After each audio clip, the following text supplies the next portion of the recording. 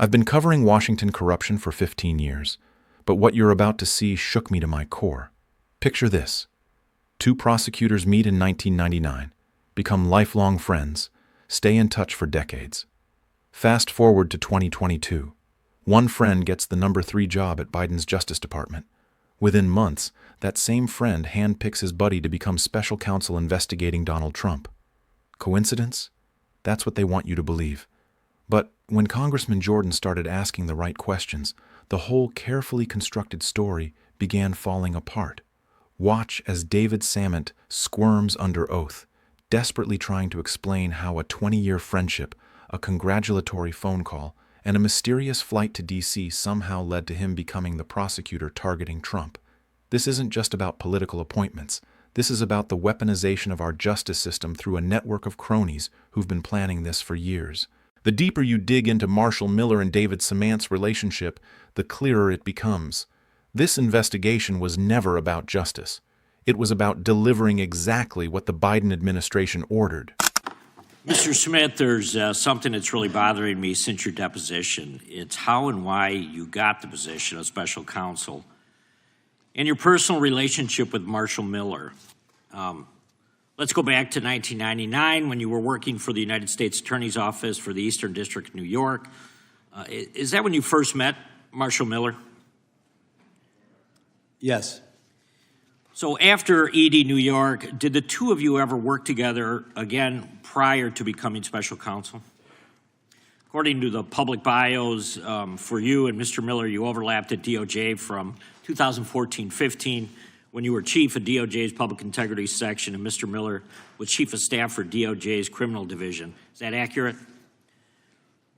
I believe that is accurate, yes. Okay, so were the two of you social outside of work?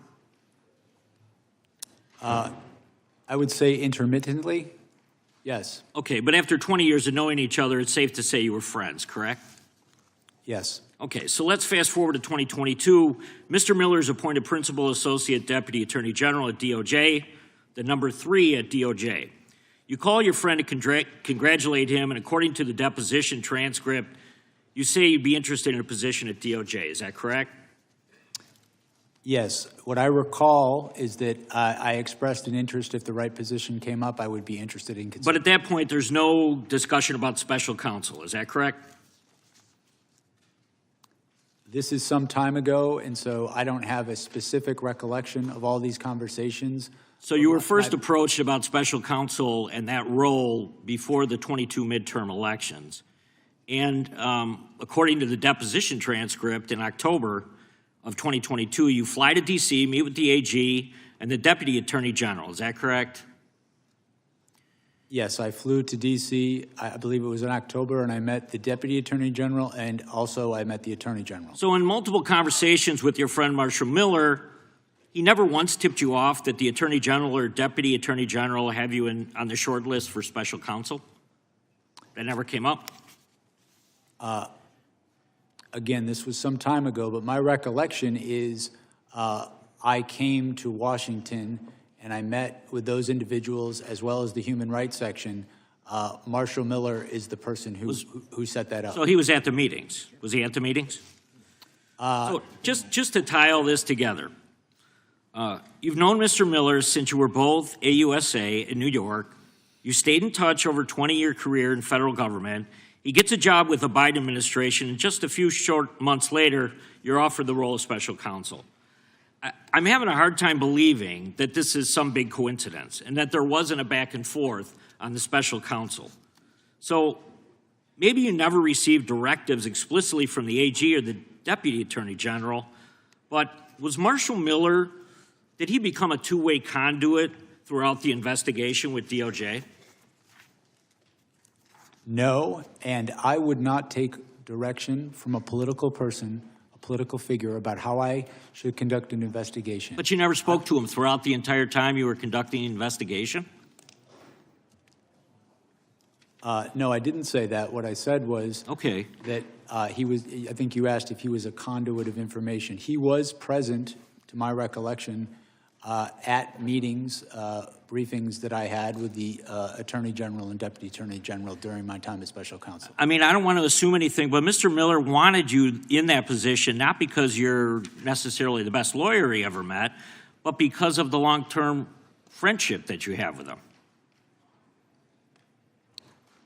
What I can tell you is I have been a prosecutor for 30 years. I have been an apolitical public servant for 30 years. I've prosecuted cases against Democrats and Republicans all the same. I've had, in my view, the experience necessary for this position, and that's why I accepted it. So he knew that you would pursue, I mean, he had to have an idea that you would pursue exactly what the Biden administration wanted, which was criminal charges against President Trump. I think that anybody who knows me well knows the idea that I would take direction from a political figure about how an investigation should come out. I don't think anybody who knows me thinks that's true.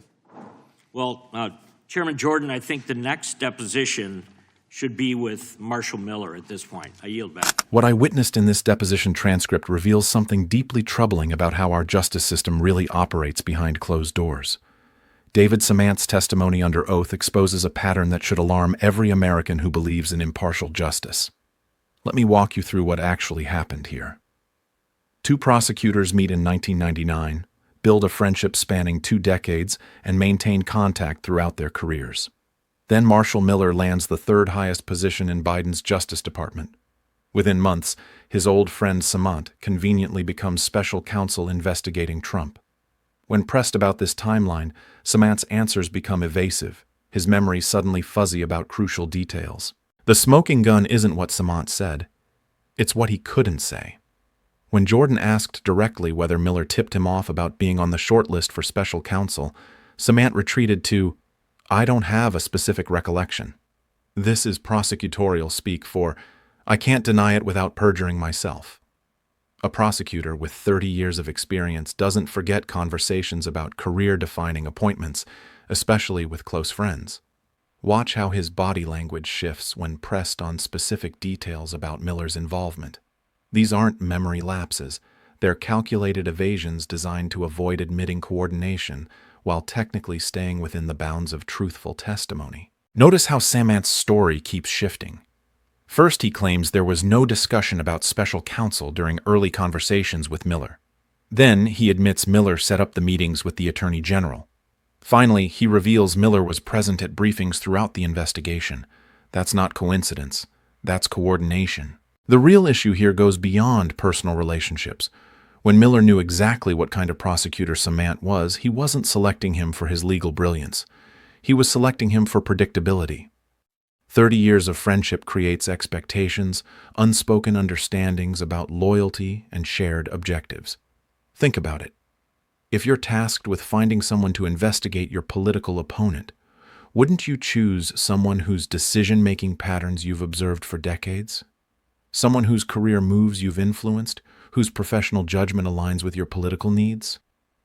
This isn't about corruption in the traditional sense. It's about leveraging personal relationships to achieve predetermined outcomes while maintaining plausible deniability. Samant's defensive response reveals everything. When Jordan suggested Miller chose him because he knew Samant would pursue the charges Biden wanted, Samant didn't deny the premise. Instead, he fell back on his reputation as an apolitical public servant. But being apolitical doesn't mean being immune to personal relationships and unspoken expectations. The pattern Jordan exposed is how Washington really works. It's not crude directives or explicit orders. It's a web of relationships where everyone understands their role without needing explicit instructions. Miller didn't need to tell Samant what to do. He knew his friend well enough to predict exactly how he'd handle the Trump investigation. This testimony demonstrates that our justice system has been compromised not by dramatic corruption, but by the quiet influence of personal relationships and political loyalty. When prosecutors are selected based on friendship rather than merit, when career appointments happen through backroom conversations between old friends, we lose the independence that makes justice possible.